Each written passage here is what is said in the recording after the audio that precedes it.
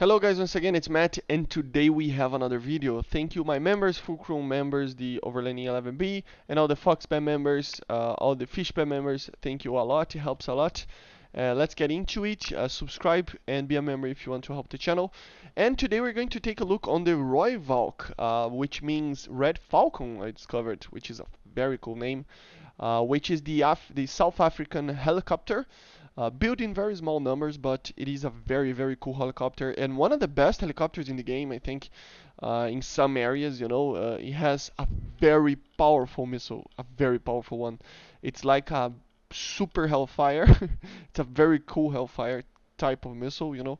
And it is just an amazing helicopter. It has two skins, as you see here. So we have the standard one and a white one, which, I mean, it's very similar to the UN kind of camouflages, which is kind of a weird thing to have, but in a war, uh, helicopter, so yeah, pretty good.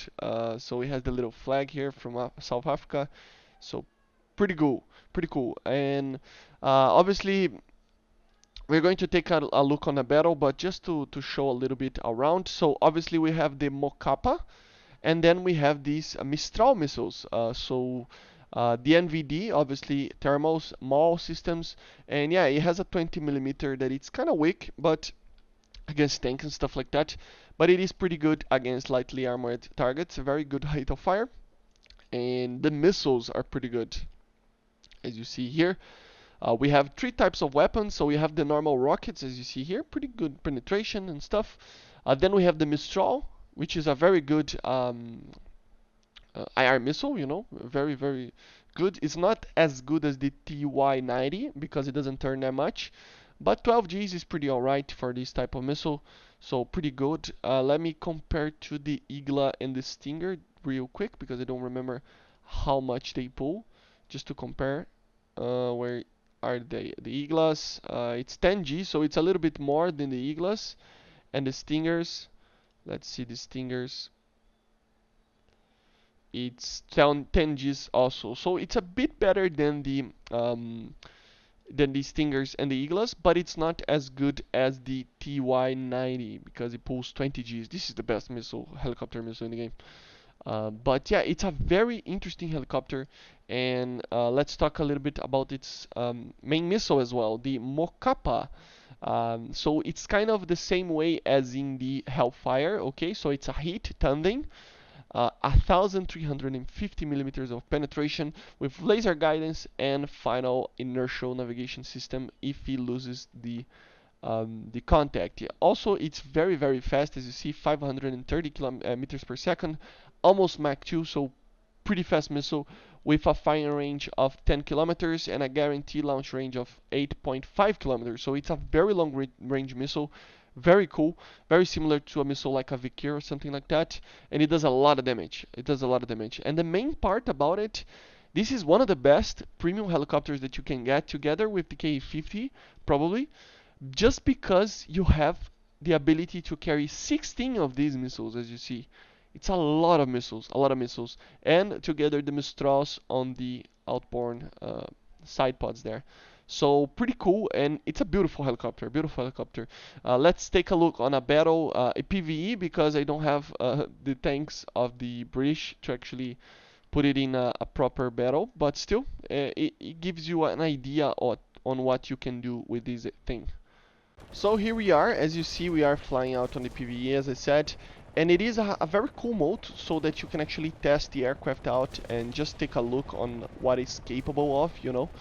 These 16 missiles, I mean, to be honest, I flew as I did a video yesterday, I flew the T129, and it is just way better than that. I think it's the best helicopter that was added. It's better than the Z10, I think, by far. And it's better than anything, to be honest. It has the best missiles, it has the best IR missiles.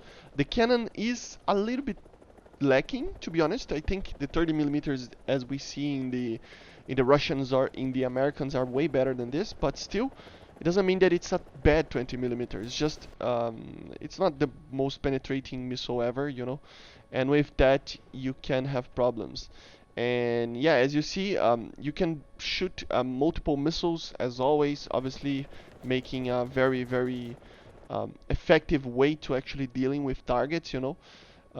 So you have to be careful, and it is a high BR, you know. It's the BR of this thing is 10.0 right now on realistic battles, and with that you can have some problems dealing with some types of AAs, you know. But with this missile you can actually get a lot of kills, I think. And yeah, I cannot wait to fly it in a ground battle. I think it's supposed to be flown in ground battles, but yeah.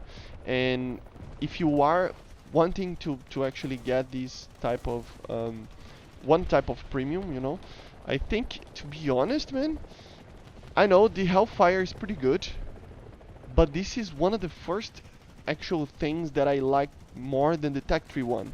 I like this aircraft more than the Apache that we see in the British Tech 3.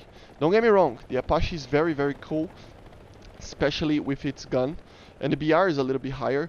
But yeah, indeed, with a lower BR than the Apache, and with better missiles than Apache, there's literally, I mean, no reason why would you choose the Apache over this. This is way more effective than that, which is funny to think that the South Africans made an aircraft that it's better than the Apache, because the Apache is very good, you know. So like, cheers for those guys. I mean, I didn't know that the Brazilians and the South Africans, they produce some stuff together, like missiles and stuff like that. But I never knew that they actually produced helicopters and stuff like that. So, like, cheers for those guys. They are very good at their job. And yeah, this helicopter uh, is one thing that shows that, you know. It's pretty fun to fly it. It's robust. It is a little bit big, so it's not as nimble and as light as you would have thought, you know. It feels like it's supposed to be a little bit lighter if you look at it from afar, you know. But still, it's not like a heavy, chunky helicopter, you know.